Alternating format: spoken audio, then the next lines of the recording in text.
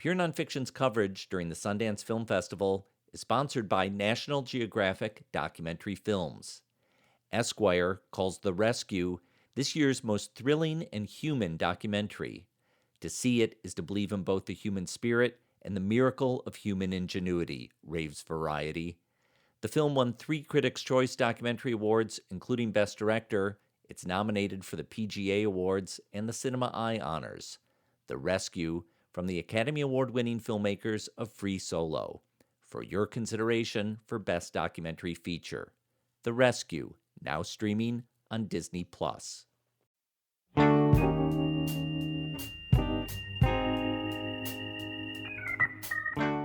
Filmmaker Isabel Castro has spent a decade making short films on immigration.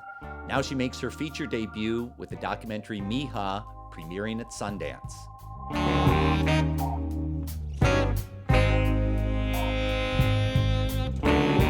I'm Tom Powers, and this is Pure Nonfiction.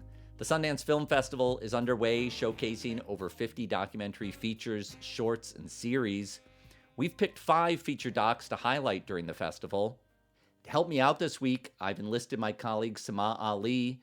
She works with me at Doc NYC as the lead shorts programmer. She also programs international features for Hot Docs and other festivals, and she runs her own company, Sisterhood Media. Sama, thanks for joining me. Hey, Tom, it's such a pleasure to be here. Thank you for allowing me to, co-host this podcast. And I can't wait to connect with a few filmmakers, especially Isabel, for this episode. Sama, we were last together in person, face-to-face, 3 months ago at Doc NYC. I wasn't really thinking that we would be back at home again, but it's so nice to connect with you this way and to be connecting with filmmakers this way. I know. 3 months ago seems like forever. And in the interim, not only have I got COVID, but I've also recovered. So you're ahead of the game. So you interviewed Isabel Castro. She's previously made short documentaries, and she worked for Vice. At Doc NYC, we picked her for our 40 Under 40 list of young talent. I should say we also picked Sarah Dosa, who was on the last episode of our podcast. Now, Isabel is making her feature debut titled Mija. What can you tell us about Mija?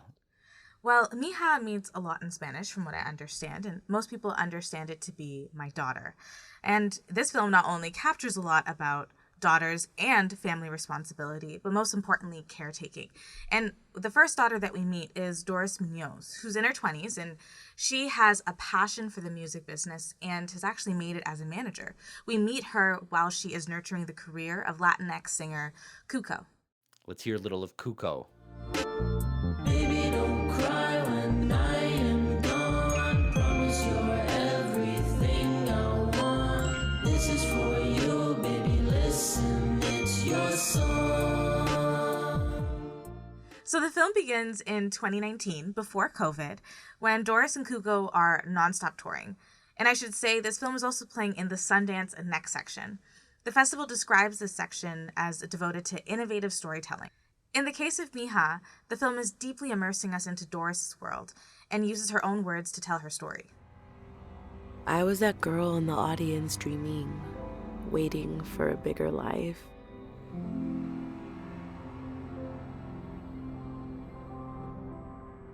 Now that I'm here, it doesn't feel real.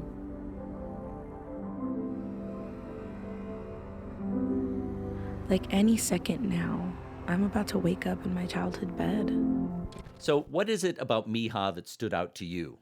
Well, this documentary is such a dreamy coming-of-age story about not only family responsibility and friendship, but also it has scenes where it feels like Almost Famous, and that's the most fun part. And of course, shortly into filmmaking, the pandemic hit, and that not only changed everyone's world, including Doris, but also Isabel, as she was documenting the story. I have to say, when I hear pandemic documentary, I cringe and I think of people being interviewed on Zoom, but that is not what this film is. It's so beautifully shot. It moves from Los Angeles to Tijuana to Texas. So even though it's taking place against the backdrop of the pandemic, we really get a sense of being out in the world. Speaking of Texas, there is another daughter that we get to meet in this film. Her name is Jax Haupt, and folks, you need to listen to her. Her work is in the show notes, and we not only meet her as Doris discovers her, but also we get to see her shoot a video for her addictive song called 3 a.m. You want me, wanna take me out in your little Gucci, Dolce. We're up to the sunset. You wanna stop me up, and sometimes I just need you to try and take it easy. You're not even mine. There's so much young talent to discover in this film, both in front of the camera and behind the camera. You interviewed Isabel a few days ago. You were at home in chilly Brooklyn, and she was in sunny Los Angeles. Yes, we had a real privilege to get an early look at this film, and I can't wait for others to discover Isabel, Doris, and Jax. The first question I asked Isabel is how she met Doris. I met Doris in the summer of 2019. I had been doing research on a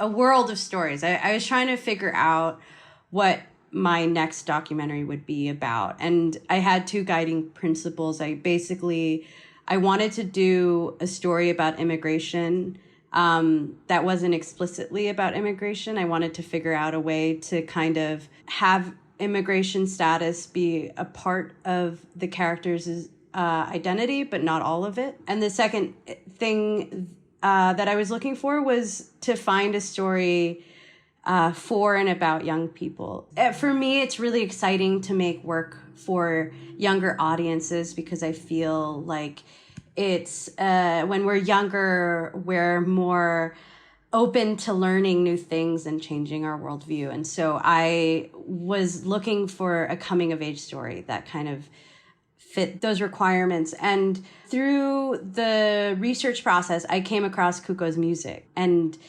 I just fell in love with it. Like I was listening to it all the time. And I think what was most exciting to me about his music was that it really spoke to a younger version of myself. I came to the United States when I was really young and I grew up in a very white community and I didn't have musicians like Kuko when I was growing up. And so when I heard his music and it's in Spanglish, and he looks like we could be related, I just got really excited about what that might mean for like a younger version of myself. And so I reached out to Doris because she was his manager. And I initially, I wanted to kind of just get a sense of his story, get a sense of the community. And she invited me out to a benefit concert that she was throwing called Selena for Sanctuary. And it's a scene in the film. It was intended to just be a scouting trip. And when I went, I realized that like Doris was kind of behind the scenes, organizing a lot of this community energy. And I was really kind of intrigued and curious as to what a manager even did. And I think that curiosity led me to focusing on Doris as the protagonist of the story. Wow. So you started off with her at such a different stage than when we end up seeing her story develop. Before we even get to that, I want to know, how did you kind of make that check in with yourself to find out that this was going to be your first feature, that Mija was going to turn into a full-length documentary? Yeah, I started making films when I was in college, junior in college. I had studied photography and I was working on this photo essay, and very naively, I was like, this would make an amazing documentary. And the film is called Crossing Over. I poured everything I had into it, like literally every single thing I had. And at the end of that experience, I was like, I never want to make an independent documentary ever again. And so I got a job. I got a job working at Vice. I needed to pay the bills. I love the process of making documentary. Like, it is the biggest love I have in my life, but I needed to figure out a way to make it sustainable, because that experience didn't make it seem like it could be. And I did that for a couple of years. And I think after a couple of years of really like learning a lot from another kind of discipline, from journalists and from broadcast reporters, I think that I realized that I like existed most happily in independent film, but I was really scared to go back into it. So I quit my job. I was like, all right, let's see how this goes. I'm going to make 2 shorts. And I realized that I do feel like the landscape of documentary is changing. I feel like there's more opportunities to finance, to build community. And that was really encouraging. And I think I also realized that I was more experienced than I was when I had made my first film ever. And so after making 2 shorts, independent shorts, I was like, okay, I'm ready. I'm going to try to make a feature. And I think that as soon as I met Doris, and more than anything, I just fell in love with the community. Like, it really is, Doris and her community are really advocating and celebrating Mexican American identity. And I didn't feel like I had that growing up. And I was just so excited by what I saw to be like a national energy around just like organizing around that identity and being proud of that identity. And I wanted to figure out a way to tell a story both about Doris and of her community and the different themes and issues that Doris experiences in her life. Wow, and you did it so beautifully, with such texture. And again, there's nothing I've ever seen like this. And one of the things that you did mention in your Sundance interview, the Meet the Artist, is that, and you mentioned at the top of this interview, you wanted to make a story about immigration, but not, the very typical documentary where that's all we know about this character. Can you explain a little bit more about what you mean by that?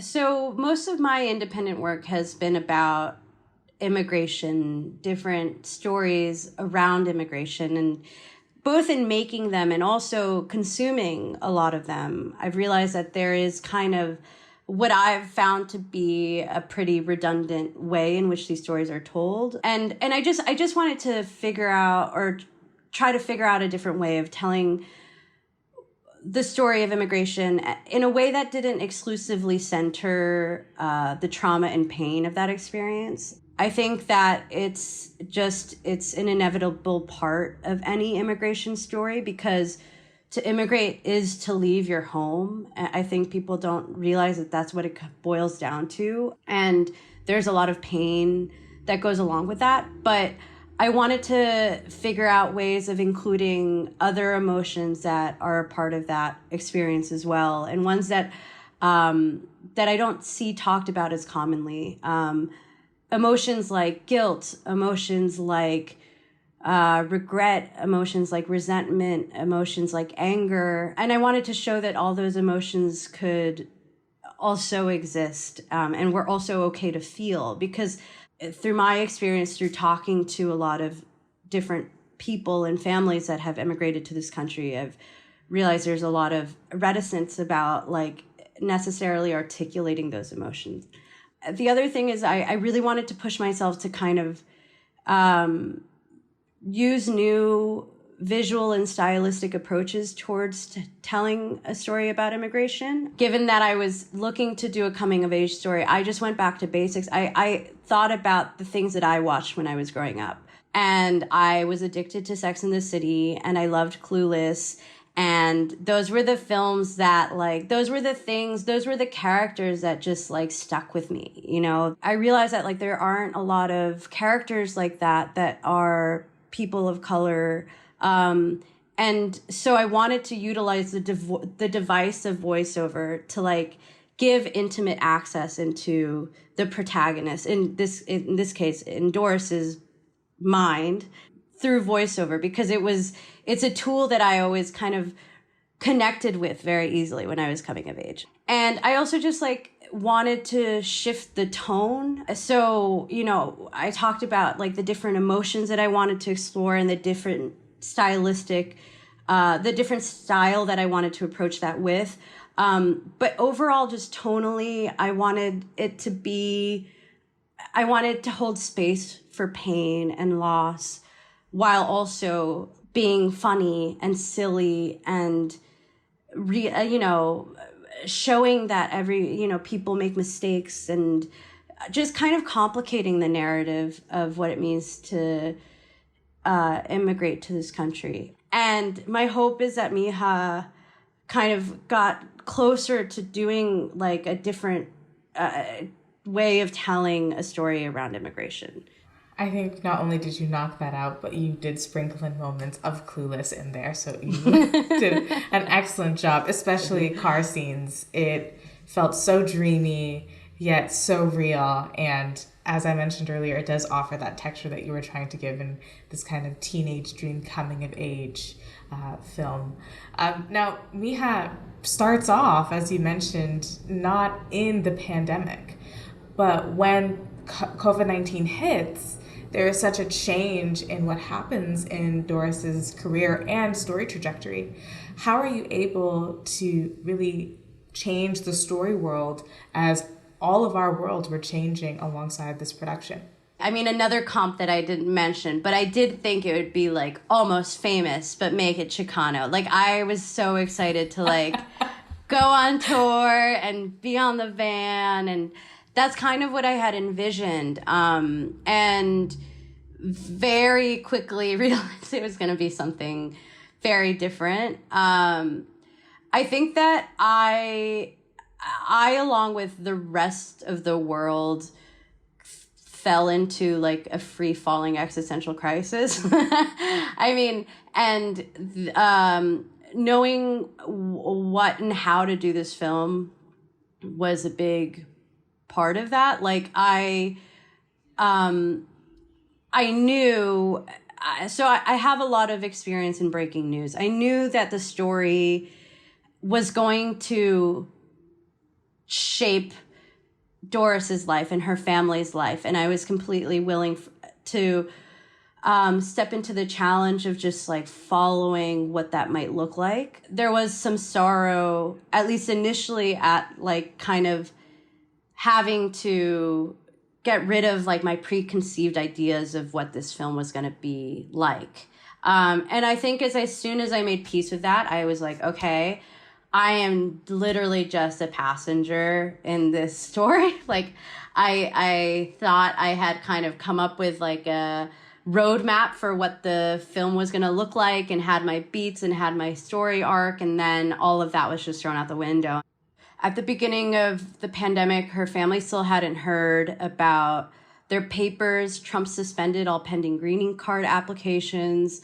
And the music industry just came to a total and utter standstill. What I realized was that we could, lean into maybe unexpected visual approaches to telling this story. I think that I really decided to challenge myself from a cinematography perspective, because, concerts were immediately going to give me visual candy, and I didn't have that to work with anymore. And so I really tried to figure out different ways to make the story still visually compelling. And the last thing I'll say is just that from a story standpoint, the silver lining to the pandemic hitting was that it led us to Jax, who became a main character in the film. Doris found her during the pandemic and was just listening to her all the time. And then I was like, who's that? And then I started listening to her all the time. Stop where you're going. You forgot to mention me that I lose things too. Stop where you're going. I have chased you miles and miles and I still don't get you. She is just like a force of nature. And I think just really rounded out the story in a way that I would never have been able to plan myself. And I'm just genuinely excited for people to meet her. I think she's like, I have a feeling she's going to be a big star. Yeah, let's talk about Jax Hopp because she is a scene taker. Every moment she was in front of the camera was really a stop moment. And she not only has such a magnetic voice, something that's, I think, along the lines of like Amy Winehouse meets Kali Uchis. How did you, go to Texas and then weave her into the story so that way it felt like this natural moment of adding a character that meant so much to Mija? Totally. So Doris and I were both listening to her. I think Doris was at a very kind of like, she was at a crossroads in her own career. She was trying to figure out what to do next. Doris is truly a metal detector for talent. I mean, it's honestly quite incredible. Whenever I need to listen or want to listen to new music, I just reach out to her for recommendations. And she was just listening to Jax all the time. There are things that happen to Doris, things that happen in the story that lead Doris to reevaluating her career. And she didn't know whether she wanted to manage anymore. She didn't know if she wanted to start her own label. She's still kind of figuring it out, actually. And she, because I was around all the time, I mean, I basically ostensibly became her pod. Like we spent, I mean, I'll say this. I moved to LA to be close to her because I wanted to film this in verite, and I just wanted to be able to access her story whenever we needed. And then COVID just we spent, every other day. We spend a lot of time together. But she was saying, what do you think of this girl? And I looked her up online, and I was I was completely mesmerized by her. I also thought it was important to include her story because Latinidad takes different shapes in different places in the country. I think what a lot of people don't realize, including politicians, including the media, is that to be Latinx it's like a huge spectrum of things.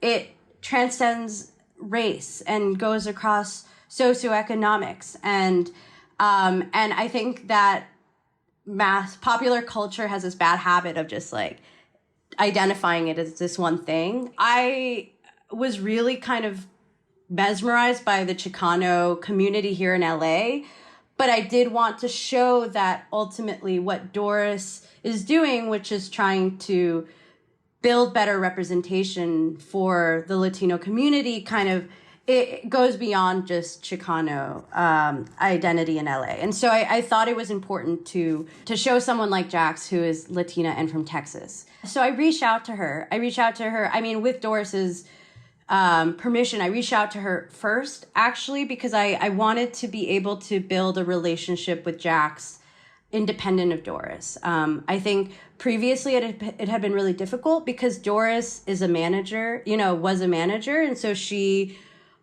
was so her instinct is protect the media to a certain extent from her previous clients. And didn't realize, I just wanted to be able to form my own relationship with Jax. And so I reached out to her before I reached out to Doris. Before Doris reached out to her. And we just started talking. And after that first phone call, I was like, I am going to get on a plane to Texas and I'm going to go meet this girl. She's just so charismatic, and she's so ambitious. And yet what was the most interesting thing to me about Jax was that she didn't have a blueprint at all. She knows she wants to be a musician, but she just didn't have a lot of resources around her kind of guiding her. And so I genuinely thought Doris was going to be a great resource for her. And so I met her, and then I was like, Doris, she's great. I think you should reach out. And then Doris reached out, and then so that's how that all came to be. And it really became a sisterhood that we watched on camera from there. One of the most important things about Mija is the tension that is experienced between both Doris and Jax Haupt with their parents, especially because they are in a very unpredictable music industry.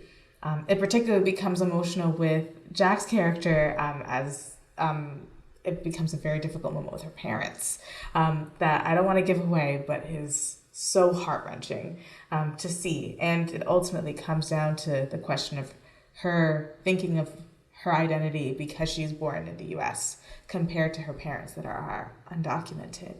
Why was it important for you to show this conflict on screen?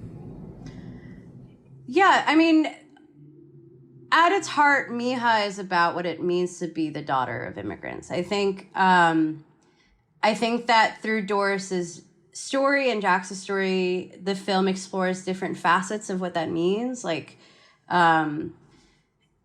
And for Jax's narrative, I think I wanted to focus on the ways that being a child of immigrant or being an immigrant is you feel a lot of guilt and responsibility because of all of the sacrifices you or your family has made to get you to the United States. And that guilt can become a difficult thing to carry when you're exploring a creative profession.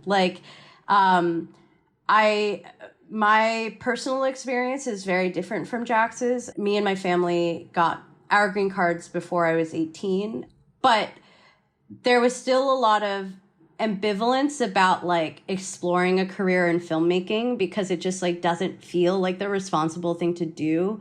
And I think in Jax's case was exacerbated by the fact that her parents were undocumented, and she has these dreams of being a singer, but her family, and somewhat rightfully so, have sacrificed so much to get to this country that it's hard for them to know if her creative ambitions are going to pay off.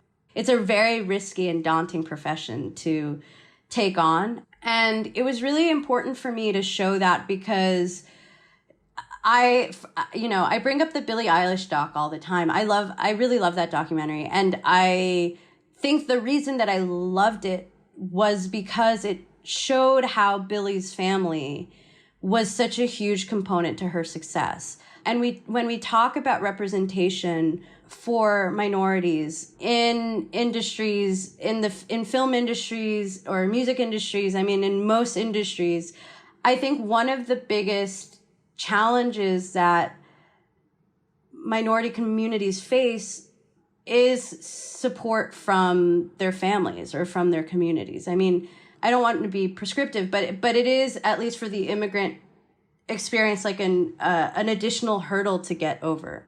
And for Jax's story, I just wanted to show how much more difficult it is for someone like Jax than it is for someone like Billie Eilish to succeed because of the lack of support from her family.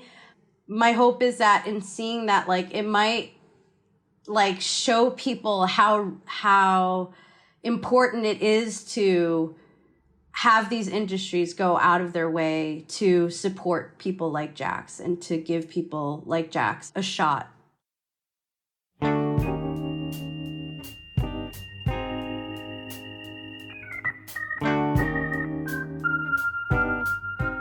want to thank Isabel Castro for coming on the podcast, and thanks to Sama Ali for hosting. Isabel's debut feature, Mija, is premiering at the Sundance Film Festival in the next section for innovative storytelling. See our show notes for more about the film and about singer Jax Haupt.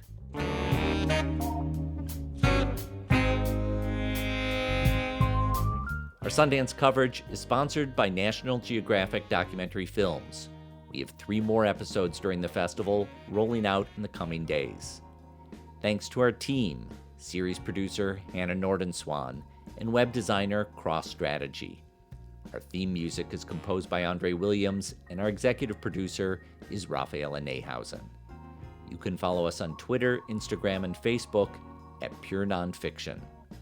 I'm Tom Powers. You can follow me on Twitter at THOM Powers. You can read our show notes and sign up for our newsletter at purenonfiction.net.